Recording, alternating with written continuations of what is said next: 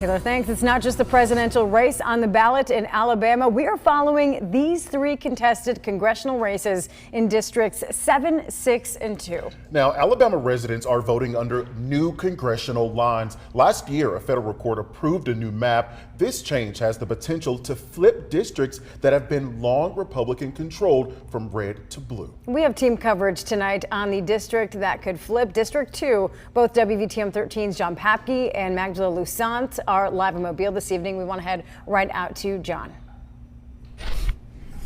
Well, yes, as Shamari figures, the Democratic candidate in this race has had a very busy final day on the campaign. He actually started out this morning at around 7:15 in Phoenix City visiting precincts there. And then he traveled west to Tuskegee, ultimately visiting precincts also in Montgomery before returning to his hometown here in Mobile and casting his vote with his wife, Kalisha. Now, he showed up at the Our Savior Catholic Church to fill out his ballot around, I'd say about 3 o'clock this afternoon, maybe a few minutes beforehand. That's about 25 minutes west of downtown Mobile. Figures is a Mobile native with a legacy of public service in his family. His father, Michael, served as a state senator for 18 years before passing away and was succeeded by his mother, Vivian, who has served District 33 ever since. Now, Shamari himself has worked in the Obama administration as a liaison to the DOJ and served on the Biden-Harris transition team 4 years ago. When we met him about 2 weeks ago up in Birmingham, he was very excited about getting the chance to serve the people of District 2, who he feels have been underrepresented over the years.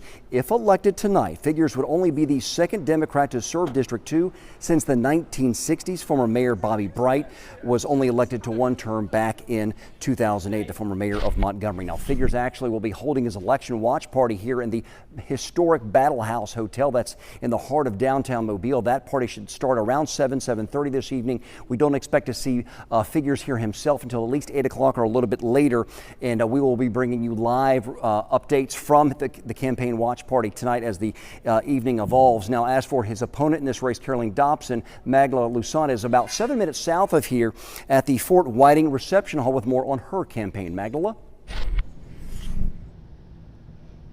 Yeah, John, that's right. We're about 6 or 7 minutes away from you here at the Fort Whiting Armory here.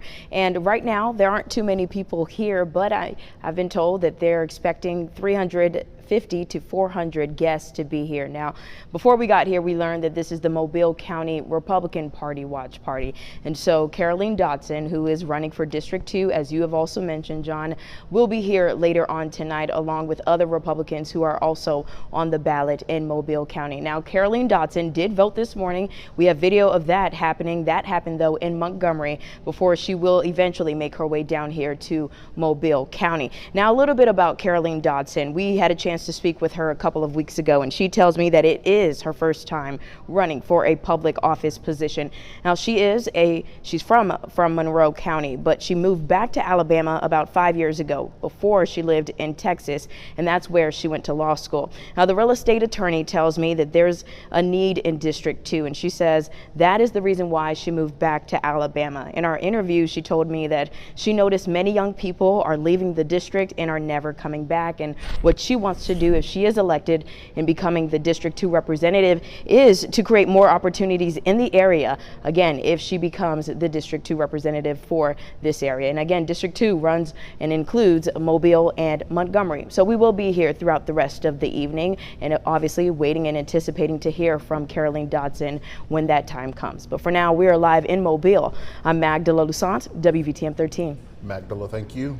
All right, and the incumbents in the 6th and 7th congressional districts are letting their voices be heard. So Congressman Gary Palmer, he voted this morning at Valleydale Church, facing the incumbent Elizabeth Anderson, who also voted in Valleydale this morning. Congresswoman Terry Sewell also voted this afternoon in Legion Field. She is facing Republican candidate Robin Lydecker. Now, Vice President Kamala Harris returned to Washington after her campaign last night in Pennsylvania. She plans to celebrate with supporters on the campus of Howard University, where she graduated. And former President Donald Trump is in Florida today after a final day of barnstorming battleground states yesterday. NBC's Bree Jackson and Alice Barr, they both have more on the campaign trails. The day is finally here for Americans to weigh in on the presidential race. We have the right to vote, and that's why I came with my daughter to vote and to show her how important it is to vote. I've been looking forward to this, and I'm looking forward to it being over. After launching her campaign just 3.5 months ago, I accept your nomination. Vice President Harris made her final pitch to voters.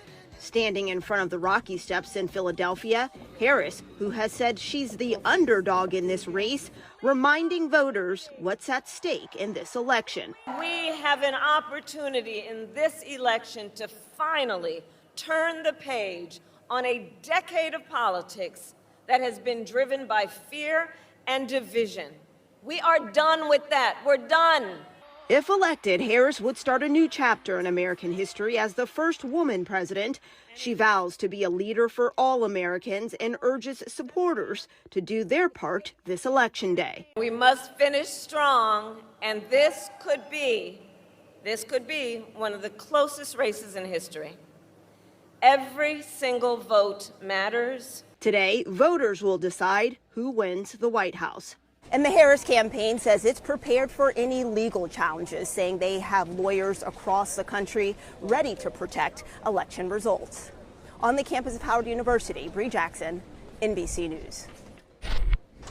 Former President Trump casting his ballot today in Palm Beach, Florida, alongside his wife, Melania. I feel very confident. A closing act of 9 years of near nonstop campaigning. We have a great country, but we have a country that's in trouble. Capped by a final rally in Grand Rapids, Michigan last night. My last rally, can you believe it? The rallies, these big, beautiful rallies. The former president visiting campaign staff before watching results come in at Mar-a-Lago. With the vote count likely to stretch beyond tonight, he's been sowing doubt. What the hell's happening in the inside of those machines? If you wait, we want the answer tomorrow, tonight. Though today acknowledging he may not declare victory tonight as he did on election night in 2020 before all the votes were counted. Could you see a world where you don't declare victory tonight? Yeah, I mean, I'm hearing the same things that you're hearing. I'm hearing states where I'm up by a lot, but they won't have a final number for a long time. Later adding, if I lose an election, if it's a fair election, I'd be the first one to acknowledge it. And I think so far, I think it's been fair. Voters now having their say as the nominees and the nation wait for results. Former President Trump has made several references to this being his last campaign. Asked that directly today, he said, "I would think so." He also said he does not have a speech planned for when he's expected to address supporters here at the Palm Beach Convention Center later tonight. In West Palm Beach, Alice Barr, NBC News.